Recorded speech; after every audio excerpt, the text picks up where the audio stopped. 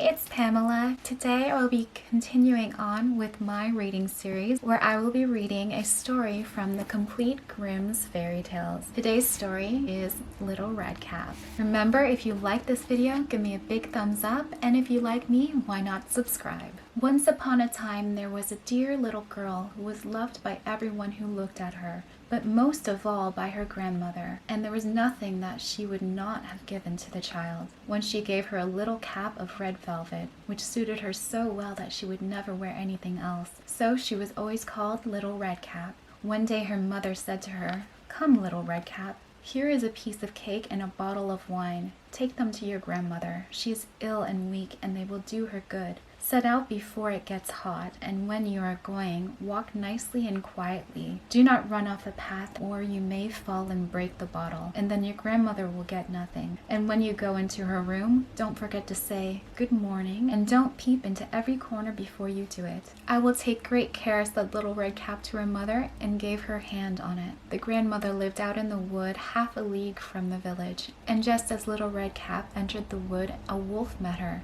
Red Cap did not know what a wicked creature he was, and was not at all afraid of him. "Good day, Little Red Cap," said he. "Thank you kindly, Wolf." "Whither away so early, Little Red Cap?" "To my grandmother's." "What have you got in your apron?" "Cake and wine. Yesterday was baking day, so poor sick grandmother is to have something good to make her stronger." "Where does your grandmother live, Little Red Cap?" "A good quarter of a league farther on in the wood. Her house stands under the 3 large oak trees. The nut trees are just below." "You surely must know it," replied Little Red Cap. The wolf thought to himself, "What a tender young creature! What a nice plump mouthful! She will be better to eat than the old woman. I must act craftily so as to catch both." So he walked for a short time by the side of Little Red Cap, and then he said, "See, Little Red Cap, how pretty the flowers are about here. Why do you not look round? I believe, too, that you do not hear how sweetly the little birds are singing. You walk gravely along as if you were going to school, while everything else out here in the wood is so merry." Little Red Cap raised her eyes, and when she saw the sunbeams dancing here and there through the trees, and pretty flowers growing everywhere, she thought, "Suppose I take grandmother a fresh nosegay. That would please her too. It is so early in the day that I shall still get there in good time." And so she ran from the path into the wood to look for flowers, and whenever she had picked one, she fancied that she saw a still prettier one farther on, and ran after it, and so got deeper and deeper into the wood.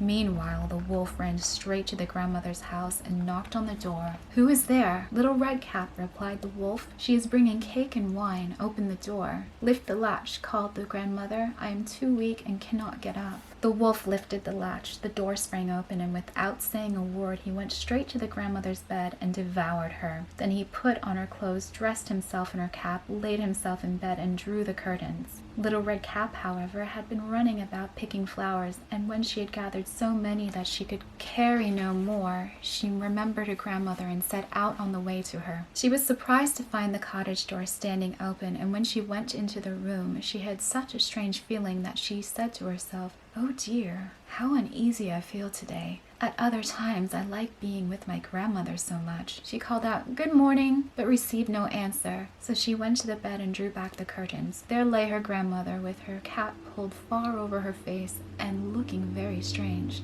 "Oh, grandmother," she said, "what big ears you have." "The better to hear you with, my child," was the reply.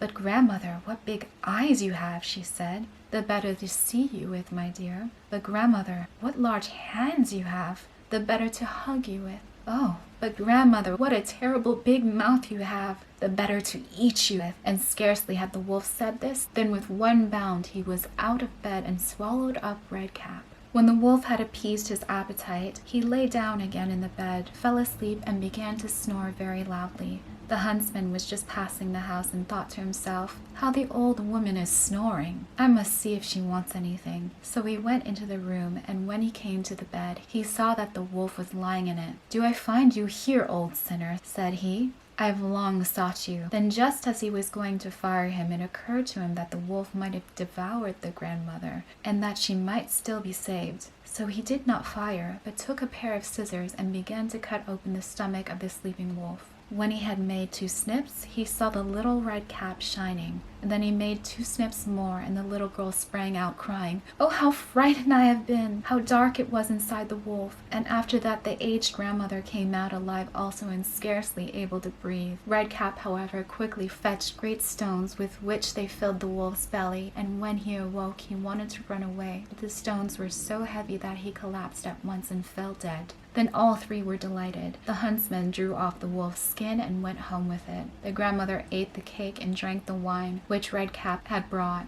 and revived, but Redcap thought to herself, "As long as I live, I will never by myself leave the path to run into the wood when my mother has forbidden me to do so." It is also related that once when Redcap was again taking cakes to the old grandmother, another wolf spoke to her and tried to entice her from the path. Redcap, however, was on her guard and went straight forward on her way, and told her grandmother that she had met the wolf and that he had said good morning to her, but with such a wicked look in his eyes that if they had not been on the public road she was certain he would have eaten her up. "Well," said the grandmother, "we will shut the door that he may not come in." Soon afterwards the wolf knocked and cried, "Open the door, grandmother! I am little Redcap and am bringing you some cakes." But they did not speak or open the door, so the gray beard stole twice or thrice round the house, and at last jumped on the roof, intending to wait until Redcap went home in the evening, and then to steal after her and devour her in the darkness. But the grandmother saw what was in his thoughts. In front of the house was a great stone trough, so she said to the child, "Take the pail, Redcap. I made some sausages yesterday, so carry the water in which I boiled them to the trough." Redcap carried until the great trough was quite full. Then the smell of the sausages reached the wolf, and he sniffed and peeped down, and at last stretched out his neck so far that he could no longer keep his footing and began to slip. He slipped down from the roof straight into the great trough and was drowned. But Redcap went joyously home, and no one ever did anything to harm her again. The end. And that's today's story. Thanks for watching.